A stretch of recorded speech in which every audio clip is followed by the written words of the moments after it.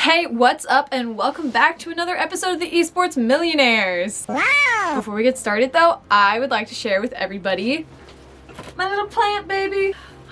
Look at him.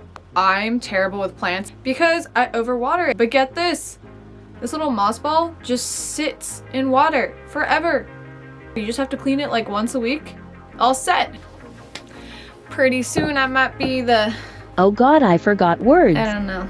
I thought this would be a lot cooler and it just wasn't that. Okay, plants aside, I'm your host. Why do I do that? Hi, I'm your host, Gracie Star, and this is our weekly series where we highlight the lives of different esport millionaires.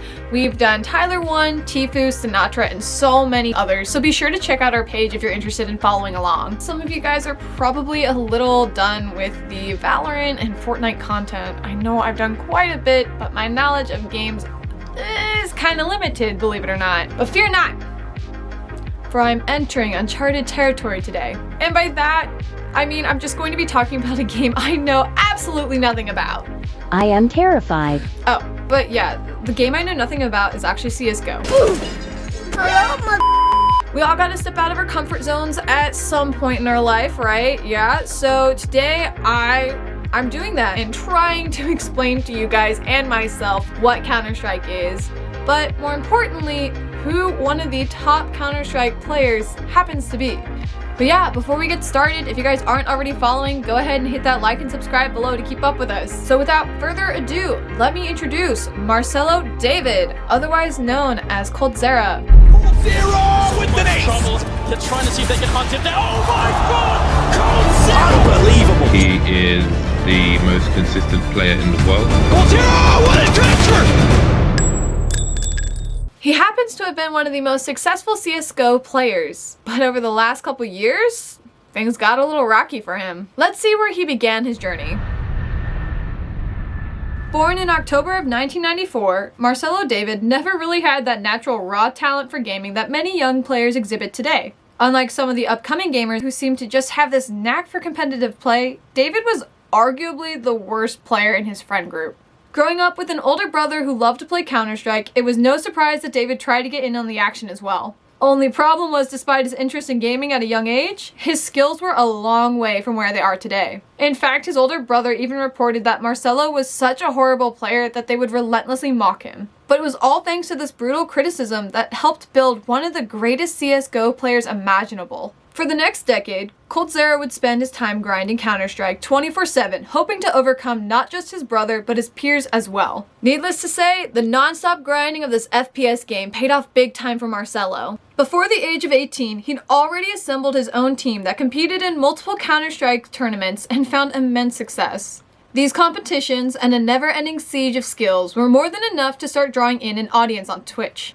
By the time Counter-Strike Global Offensive made its way out into the world of esports, Coldzera had found a home for himself in this community. But even with the countless numbers of followers watching his stream day in and day out, not everybody was as supportive of his gaming antics. At this point in Marcelo's career, he had now been approached by the gaming organization Luminosity. With the org being based in North America, however, this caused quite a few problems for a player whose father wasn't the most supportive of this endeavor. The family ran a business together, and Marlo, Coldzera's father, had all intentions of one day allowing his son to take over and run things for him. That would be pretty hard for him to do if he's in a completely different continent. Eventually though, his father came around and recognized that his son needed to pursue what made him happy, even if it wasn't necessarily something that he supported or understood completely.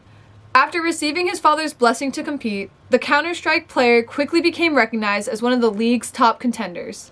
Being crowned the best player back-to-back between the years of 2016 and 2017, Marcelo was no stranger to the hard work it took to obtain these titles. During those same years, we see Marcelo has also made a switch from Luminosity to SK Gaming, a pretty notable org that was actually established back in 1997, and while partnered with Marcelo, managed to land a victory in the ESL 1 Cologne 2016 Major, where he walked away with $100,000 in prize money. Spending 3 years between SK Gaming and Made in Brazil, We see Marcelo finally join up with the Faze Clan in 2019. While his victories aren't nearly as abundant in Faze as they were at SK Gaming, the brand association that comes with being a part of the Faze Clan probably helped continue to grow this player's social media outlets. Amassing a following of 600,000 plus on Twitter and Instagram, these two platforms far outweigh his Twitch and YouTube following at 300,000 and 260,000 respectively. Although to be fair to the gamer and streamer, a lot of his time has been spent with CSGO events, so he hasn't had much time to actively get up on Twitch. After now having spent more than 7 years in the competitive scene of Counterstrike,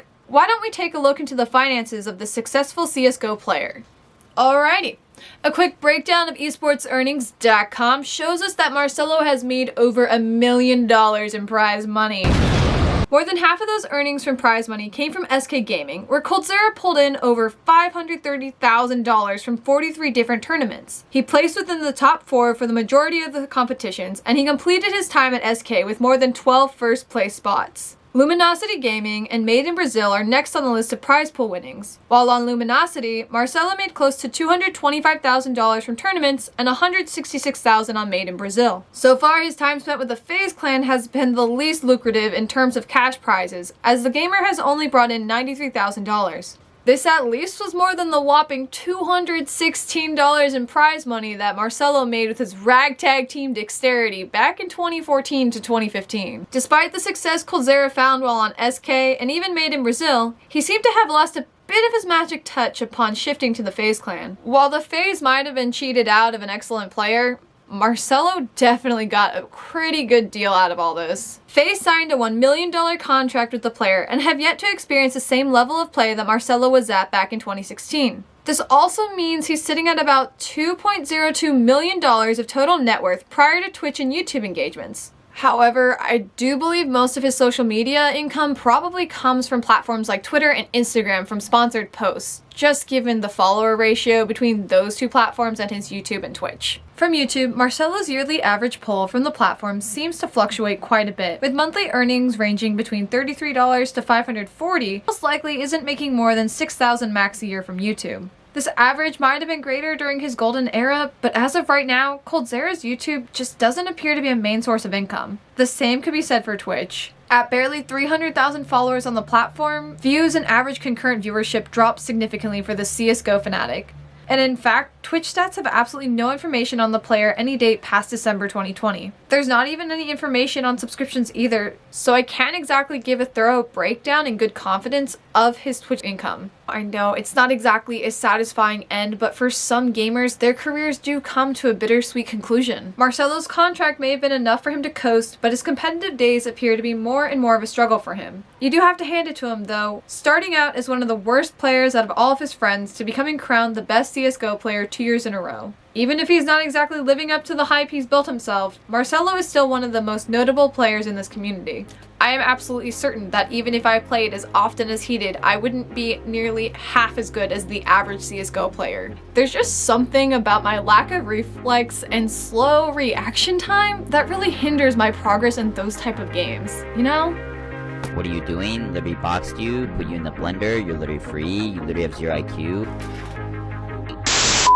Anyways, I hope you guys have enjoyed this segment, and if you aren't already, go ahead and like and subscribe below to keep up with us. As always, I'm your host, Gracie Star. See you next time.